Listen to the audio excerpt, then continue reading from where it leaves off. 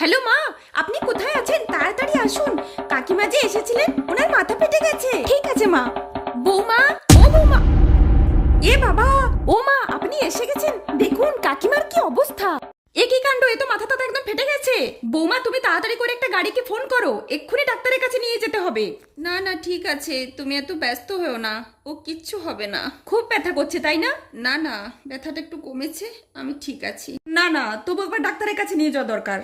না না, ডাক্তারের কাছে নিয়ে যেতে হবে না, তাছাড়া বৌমা তো মাথায় পট্টি বেঁধেই দিয়েছে, কিচ্ছু হবে না। ইস, তা হ্যাঁ গো বৌমা, এমন ঘটনা ঘটলো কি করে?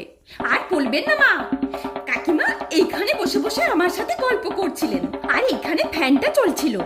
তারপর ফ্যানটা এইভাবে থরথর থরথর